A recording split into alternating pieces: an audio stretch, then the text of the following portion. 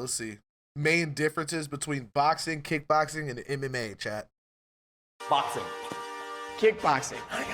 MMA. What's the difference? Well, a lot. But today we're going to talk about the main differences between 3 of the most popular combat sports in history. Before we do that, as always, make sure you subscribe below. Let's go.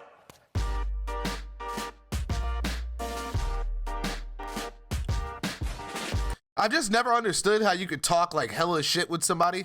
Like, I've never had in my life where like I've talked hella shit about somebody and then I've like respected them after. Like, in anything. That's never happened in my life. Like, I can't even imagine it. Like, I've like challenged people, they've beaten me. Like, I can't imagine like finding respect for somebody after they like talk about me like I'm a dog.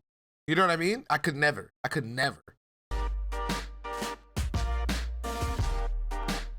Who is this chick?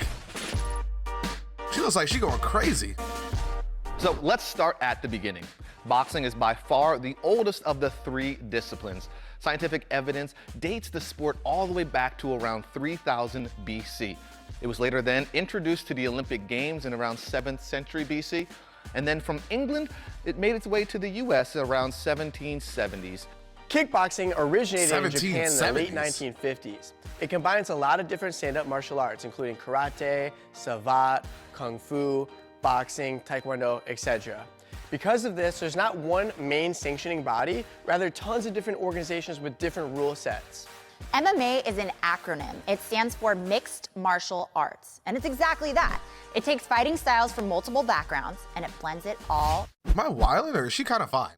She's kind of fine, right? into one. There are many different origin stories. Some even date back to ancient Greece with pancration in the Olympic Games, which is where they took boxing and wrestling and they combined it into one. MMA, as we know it today, was introduced in 1993 in Japan as pancrase and in the United States as the Pancreas. UFC. Huh? Boxing has the simplest arsenal of attacks, being that it's only pure punching. That's also a reason why boxing is really popular. It's really easy to follow as a spectator sport.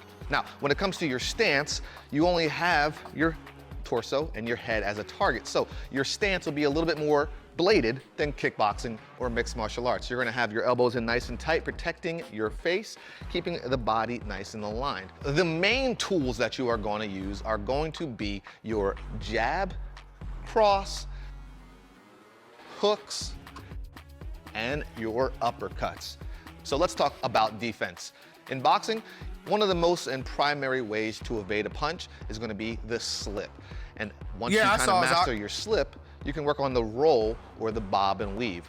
There's also blocks, there's also pullbacks and step back counters, which are all going to be encumbering the footwork. One of the most important aspects in all of combat sports, not just boxing. Kickboxing has a lot of the same techniques as boxing, but it also has a whole set of kicks. So you have front kicks, God, dude, those side shin kicks, those like shin kick things they do. hook kicks, roundhouse kicks. In Muay Thai, you can elbow, knee, and sweep, and so on. Like in boxing, you have to learn how to block punches, but in kickboxing, you also have to worry about kicks coming at you, so you have to square up a little bit and learn how to check kicks to protect the legs. There's 3 different rule sets in kickboxing. You have full contact rules, where you can kick only above the waist, no knees, and you can't kick the legs. You have K1 or glory rules, where you can kick the legs, and you can also knee, and you can clinch, but only for 1 strike. And then in Muay Thai, you can use your elbows, and you can clinch as long as you want until the ref breaks you.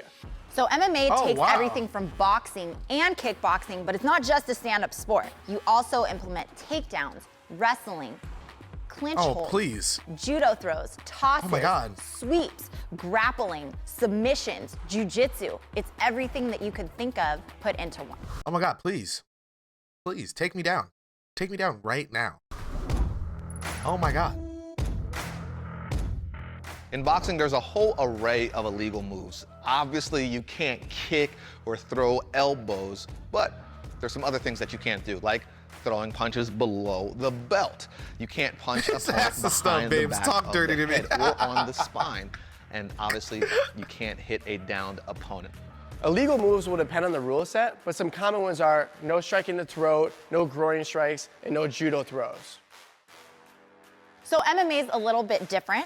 Since our fingers are exposed, some of our illegal moves sound a little bit more graphic. So for example, no fish hooking, no hair pulling, no eye gouging or eye poking, no grabbing of the fence, no grabbing of your opponent's clothes. The list is really endless. Oh, wow. People be eye A poking boxing and match shit? format is as follows. 3-minute rounds with a 1-minute rest. Professional bouts go between 4 rounds to 12. Now, back in Ali days, they would go up to 15 rounds. And in Jack Johnson's era, you would even see 70-round fights. Kickboxing can be very 70 rounds? What? What? similar, but generally the fights are 3 to 5 rounds. And in some tournaments, including K1 and Glory, you can fight up to 3 times in one night in a tournament. So an MMA fight is going to differ slightly from boxing or kickboxing. The rounds are longer, you have 5-minute rounds, and then you either have 3 rounds or 5 rounds, depending on if it's a regular or a title fight. And it takes place in an octagon or a cage. This is where the term cage fighting was coined. Well, the most popular and the coolest way to win a fight is the good old-fashioned knockout. But falling a little short of that, here's how it would work if you don't get the knockout. In the ring, you're going to have 1 referee and 3 judges scoring the bout on a 10-point The judges are always system. trash. Essentially, the winner of the round will get 10 points and the loser would have the lesser number. Then the scorecards being added up, giving you a decision and the final victory. There are other ways to win. There is the TKO, the technical knockout, which can happen via the referee stopping the fight, the doctor, or the other fighter's corner stopping the fight. And then, of course, a DQ. Typically, if you get 1 illegal move, the referee will give you a warning, but 2 or 3, you might see yourself disqualified and losing the bout. When you get knocked down in boxing, the referee will give you a 10 count if you're a professional. If you're an amateur and you get knocked down, Oh, wow, you only get 8? count. MMA fights still have 1 referee and 3 judges. However, there's no 10 count. If your fight goes to the ground, you're not gonna get stood back up. It's gonna stay on the ground. There's also more ways to finish the fight. Of course, you can win by knockout, by TKO, but also by submission, which is also known as a tap out. This could be a Tap me choke, out! Okay, an I'm arm wildin'. bar, I'm a knee disrespecting bar, the shit a out of Shorty. I'm so guillotine. sorry. The list goes on and on. You can either tap out or you can say the words tap. But if you don't, you might go night-night or something might snap. Bro, her jaw just looks so strong. Like, All I'm like 3 of these martial scared, arts but are I'm like very in love, physically you know? demanding. So it's safe to say that every fighter needs to train in these key areas. Cardio, jumping rope and running, shadow boxing, pad work, sparring, defense, agility work, footwork, and last but not least, what's fueling your body? Nutrition. Since a boxer does not have to worry about getting kicked in the leg or the head, what they may be focusing on is moving. So footwork is a foundation and a key in all of them, but it might be a discipline that gets doubled down on when it comes to boxing. MMA is arguably the most physically demanding sport in the world. And athletes need to train in a variety of martial arts disciplines in order to be truly competitive in the ring. It's Yeah, not you gotta- uncommon for MMA, fighters you to gotta have know, like, sometimes 3, every 4, style, 5 dog. coaches working with them for one fight in each different discipline. The best part That's about so these crazy. specific disciplines is the rich history and the variations in between all of our certain styles.